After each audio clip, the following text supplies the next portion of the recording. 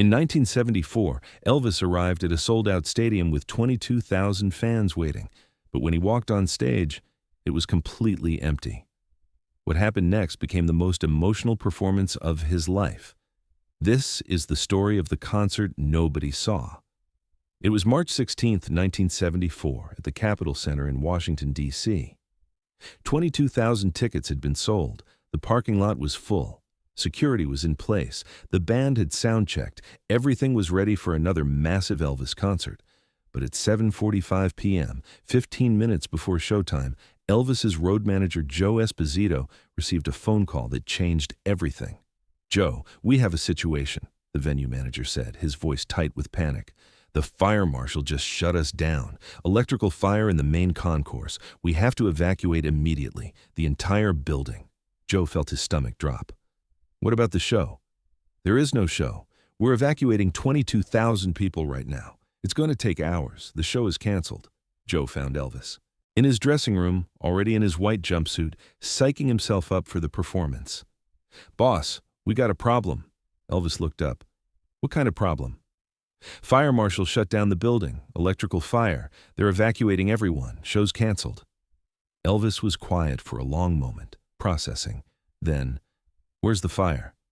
"Main concourse, away from the stage area. Stage is safe, but then we're not canceling."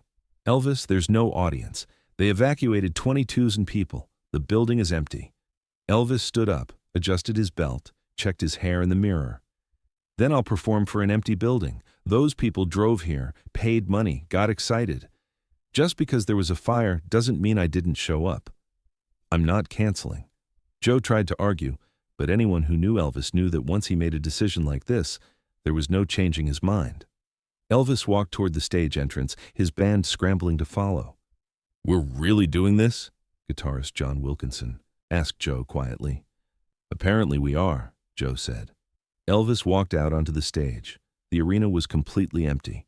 22,000 empty seats stared back at him. The lights were on full. No dramatic concert lighting, just the harsh work lights that made everything look sterile and cold. The silence was overwhelming. No screaming fans, no applause, no energy, just empty space and echo. Elvis walked to the microphone at center stage. His footsteps echoed through the empty arena. He stood there for a moment, looking out at the vast emptiness. Then he spoke into the microphone, his voice booming through the sound system with no crowd to absorb it. "My name is Elvis Presley. I was supposed to perform for 22,000 people tonight. They're not here because of an electrical fire. That's not their fault, and it's not mine. But I came here to sing. So I'm going to sing." He turned to his band. "Let's do the whole show, top to bottom, like they're all here." The band looked at each other, shrugged, and got ready to play.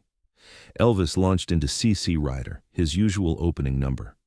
But something was different. Without the crowd energy, without the screaming and applause, the song felt naked, raw.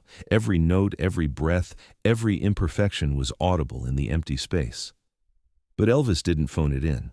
He performed like the stadium was packed. He did his moves. He worked the stage. He engaged with the empty seats like they were full of people.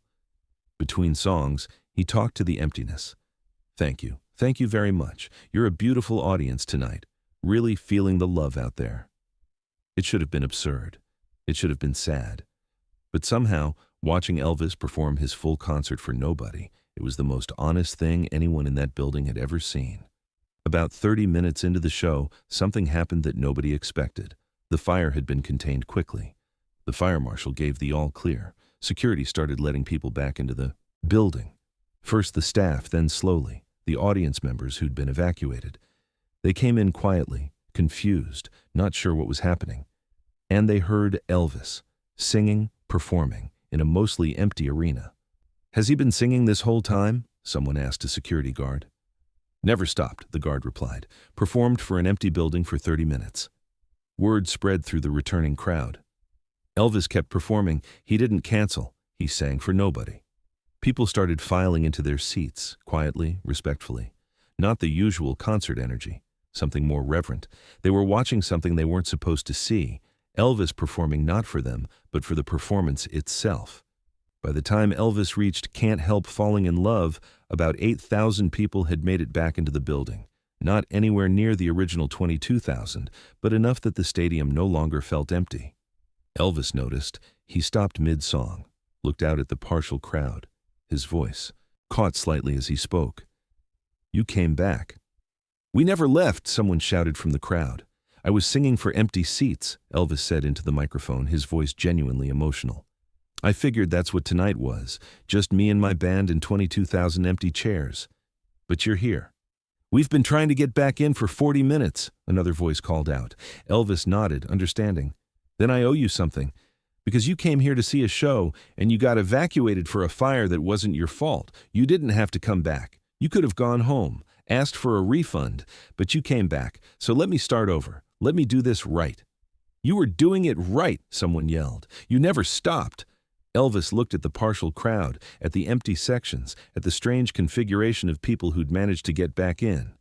"All right then, let's finish this together." He sang "Can't Help Falling in Love" again from the beginning. And this time, the 8,000 people sang with him. Not as loud as 22,000 would have been, but more meaningful somehow. Elvis performed for another hour. By the end, about 12,000 people had made it back into the venue. The rest had given up and gone home, or couldn't get past security quickly enough. But those 12,000 who stayed, who came back, who pushed through the confusion and waited in line again to get back into a concert they had already had tickets for, they witnessed something nobody else ever did. They watched Elvis perform for an empty stadium. They heard him sing without crowd energy. They saw him commit fully to a performance that technically didn't exist. After the show, Elvis didn't leave immediately. He sat on the edge of the stage, legs dangling over, and talked to the audience that had returned. "You know what I realized tonight?" Elvis said, his voice conversational, intimate. "I've been performing for 20 years, and I always thought the energy came from you, from the crowd, from the screaming and applause, and excitement. But tonight, for 30 minutes, there was no crowd, just empty seats. And I had to find the energy inside myself, had to remember why I do this, not for the applause, not for the reaction, but because music is what I am, whether anyone's listening or not." He paused, looking out at the incomplete audience. "My mama used to say that if you only do something when people are watching, you don't really love it. You love the attention. But if you do it even when nobody's watching, that's when you know it's real." Tonight, I sang for empty seats, and it was the realest I've felt on stage in years. A woman in the front row called out, "We heard you from outside. While we were evacuated, we could hear you through the walls. We knew you were still singing." Elvis's eyes filled with tears. "You heard me? The whole time. We were telling each other he didn't stop. Elvis didn't stop." Elvis put his face in his hands for a moment, overcome. Then he looked up, smiling through tears. "Then it wasn't empty after all. You were always here, just on the other side of walls."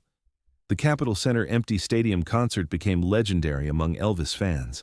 The 12,000 people who made it back in told everyone they knew, "Elvis performed for an empty building. He never stopped, even when nobody was watching." Bootleg recordings of that night are treasured not because of perfect performance, but because you can hear the emptiness. You can hear Elvis's voice echoing through vacant space. You can hear the moment when the crowd starts trickling back in. You can hear Elvis's emotional realization that people came back. The venue's security chief, Martin Rodriguez, gave an interview years later. "I've worked hundreds of concerts. I've seen every kind of performer, but I've never seen anyone do what Elvis did that night. He performed his full show for empty chairs. No ego, no complaints, just professionalism and love for the music. That's when I understood what professional really means." The fire marshal who shut down the building, Richard Chen, kept his ticket stub from that night framed in his office until he retired. "I felt terrible about evacuating everyone. I thought I'd ruined the concert, but Elvis turned it into something more meaningful than any normal show. He showed 12,000 people what integrity looks like. You do the right thing even when nobody's watching." The story influenced other performers' understanding of professionalism. "The empty stadium story changed how I approach shows," said Bruce Springsteen. "Elvis proved that you perform for the performance, not for the reaction. that your commitment to your craft doesn't depend on crowd size or circumstances. You show up, you do the work, whether anyone's there or not. The Capitol Center, demolished in 2002, had a plaque installed after Elvis's death. On March 16, 1974, Elvis Presley performed for an empty stadium after an evacuation. He sang for 30 minutes to vacant seats. When 12,000 fans returned, they witnessed integrity in action. The 8,000 who made it back first, who saw Elvis performing for nobody, formed an unofficial club, the Empty Stadium Witnesses. They'd meet annually on March 16th to remember the night they saw Elvis prove that fame wasn't why he performed. Music was. One of those witnesses, Jennifer Walsh, said at a reunion in 2010, "I've seen Elvis 10 times, but the Empty Stadium show is the only one I really remember. Because that night, I didn't see Elvis the superstar. I saw Elvis the musician, the person who sings because that's who he is, not because people are watching. That's the real Elvis, the one most people never got to see." Elvis himself referenced that night frequently in his remaining years. "The Empty Stadium reminded me why I started," he told Larry Geller. "Not for applause or fame or money. I started because music was the only thing that made sense when nothing else did, and that's still true. Whether 22,000 people are watching or 0, the music is the same. I'm the same. The performance is for the music, not for the crowd." In his final interview before his death in 1977, Elvis was asked about his proudest moment on stage. Most expected him to mention the '68 comeback special or a record-breaking Vegas show. Instead, he talked about the Capitol Center. 30 minutes singing for empty seats. That's when I remembered who I was before fame. Just a kid who sang because he had to, because music was breath. That night, I was that kid again, and it felt like coming home. Today, performers visiting Washington, D.C. hear the Empty Stadium story. Many make pilgrimages to where the Capitol Center stood, now a parking lot, to pay respects to the place where Elvis proved something essential, that artistry isn't performance for others. It's expression of self, whether anyone's listening or not. The 22,000 people who had tickets that night are split into 3 groups. The 12,000 who came back and saw the E. Impossible! The 10,000 who went home and regretted it forever. And all 22,000 carry the story, some from witnessing it, others from missing it. But everyone agrees on one thing. March 16th, 1974, the night of the fire, the evacuation, the empty seats, and Elvis singing anyway. That was the night the king proved he wasn't performing for a crown. He was performing because a king without a kingdom is still who he is. The stadium was empty. The performance was full. Elvis was alone. But he was completely himself. And 12,000 people who came back through smoke and confusion and security delays got to see what few ever see, an artist being true when nobody's watching. That's not performance. That's integrity. That's who Elvis really was.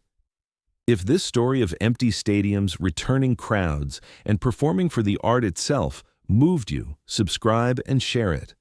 When did you do something right even when nobody was watching? Let us know in the comments. Hit that notification bell for more true stories about integrity when it matters most.